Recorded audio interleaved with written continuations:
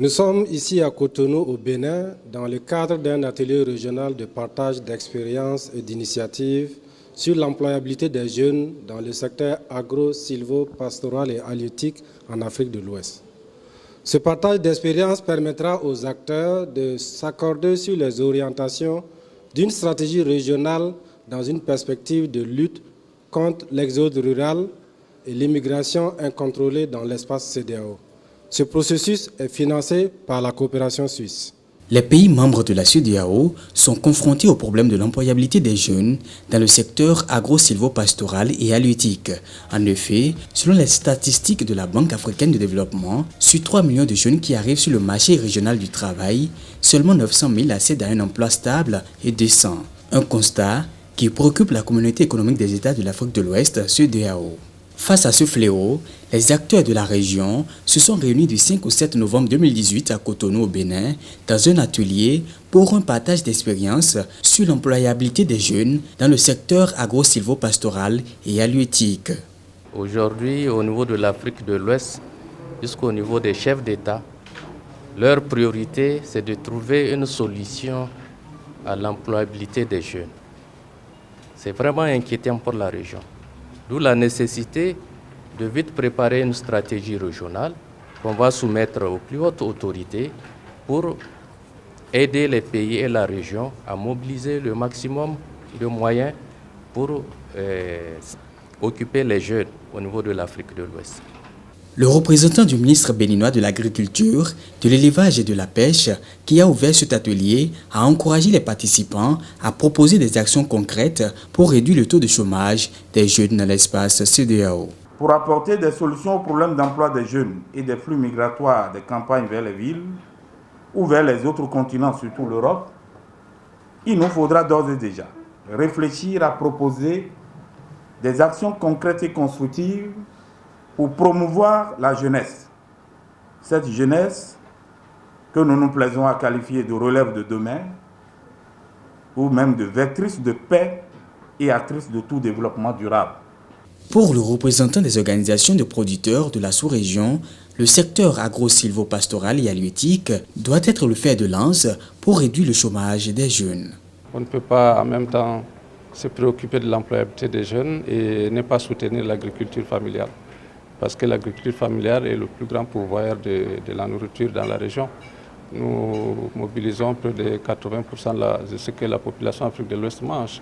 Et donc la question est claire. Donc pour nous, nous sommes les acteurs les plus concernés. Et donc il faut en même temps qu'on développe l'employabilité des jeunes, développer aussi, à faire des politiques cohérentes par rapport à l'accès au marché, par rapport à la productivité, parce que les terres s'appauvrissent, les intrants ne sont pas subventionnés. Et en même temps, quand on parle de l'élevage, les produits laitiers, le lait et les produits laitiers qui inondent la région venant de l'extérieur sont détaxés. Et donc nous en appelons à la cohérence, à la mise en cohérence des politiques, parce que si ces politiques ne sont pas mises en cohérence, on ne peut pas aboutir à une bonne employabilité des jeunes. Le partage d'expériences entre les participants à cet atelier fait ressortir que le problème de l'employabilité des jeunes dans le secteur agro-sylvo-pastoral et halieutique varie d'un pays à un autre. De manière générale, le premier problème, c'est un problème foncier. Dieu a fini de créer la terre, Dieu n'a pas fini de créer les hommes. Donc de plus en plus, il y a une pression démographique sur la terre de telle sorte qu'il y a les conflits liés à ce facteur principal de production. L'autre aspect lié au problème dans le secteur agro-sylvo-pastoral, le problème de formation. Parce que les jeunes sont de plus en plus formés dans d'autres secteurs, secteurs littéraires. Et quand ils se rendent compte qu'il faut revenir dans le secteur agro-sylvo-pastoral, ils reviennent, ils se disent un peu les grands intellectuels, et problème d'intégration dans ce secteur agro-sylvo-pastoral. Nkirika Nemego is my name. I'm the CEO founder of Fresh and Young Brains Development Initiative, an NGO based in Abuja, Nigeria. And right now, a lot of young people, some are jobless, some, even those that are unemployed, as some are actually unemployable because of the kind of skills that they have that will not allow them to compete in the market. And so because of that, there's a whole lot of challenges that young people face. I cite example, especially for those in the agri sector, there's an issue of access to land. Because of the patriarchal society that we operate in West Africa and in Nigeria, we find out that a lot of young people don't have access to land. And that also affects their productivity when it comes to agriculture. Then also productive resources, there's access to input issues. Pour la préparation, l'installation et l'insertion des jeunes dans le secteur agro-silvopastoral et halieutique, certains pays disposent déjà des mécanismes prometteurs. C'est le cas par exemple des expériences du Sénégal, du Togo et du Ghana, pour ne citer que ces pays. Notamment quand on fait une ferme dans une localité, sont éligibles les villages situés dans un rayon de 3 km. Et dans ce rayon de 3 km, selon la taille de la ferme, on va insérer les jeunes et les villages qui ont donné le foncier sont prioritaires. Et maintenant, les autres villages qui sont dans le rayon de 3 km et qui n'ont pas donné le foncier, ces villages-là, leur présence est déterminée par leur taille démographique. Et en plus, il faut nécessairement que 35% des bénéficiaires soient des femmes, au moins. L'accès à des fermes, une fois que le village est éligible, tout jeune qui veut accéder à la ferme, il remplit son nom dans les fiches de candidature. La NISA les accompagne pour les organiser en structure formelle, notamment en groupement d'intérêt économique. Et ces groupements d'intérêt économique formels, on essaye d'avoir leur statut juridique au niveau des tribunaux, on essaye d'avoir le statut juridique. Et une fois que ceci est fait, on ouvre un compte auprès de la banque pour qu'il les accompagne. Dans le cadre des offres de services que le FAEJ met en place à destination de la cible, nous les accompagnons beaucoup sur l'accès au marché. Donc, sur ce guichet technique, nous sommes en partenariat avec des centres de formation spécialisés qui accompagnent ces jeunes dans le cadre donc, de l'acquisition de ces compétences techniques. Le jeune portant une première initiative, représente pour l'institution de financement un double risque.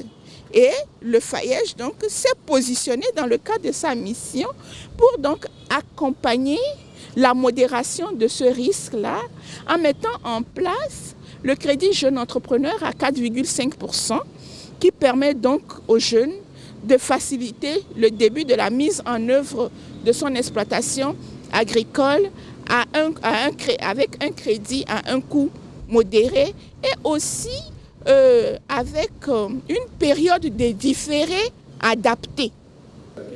As you may be aware, youth unemployment is a challenge in the sub-region. And for Ghana, it's about 12.9%. And so the government seeking to do something about this challenge, put in place the National Youth Policy in 2010. And in 2015, there was an act that was passed by Parliament to establish the Youth Employment Agency, which is being used basically to help the youth to acquire skills in agriculture and other areas. Le représentant de la Banque d'investissement et de développement de la CEDEAO, BIDC, apprécie à sa juste valeur cette initiative de l'employabilité des jeunes dans le secteur. Nous percevons la question de l'employabilité des jeunes dans les secteurs précités là, comme une question qui doit être vue en amont, notamment de façon macro, c'est-à-dire on va dire quoi, en termes d'aménagement du territoire, comme je l'ai dit tantôt. Pourquoi? Parce que nous estimons que pour que les jeunes soient insérés ou acceptent de travailler dans ces secteurs indiqués, il faut que leur cadre de vie soit amélioré.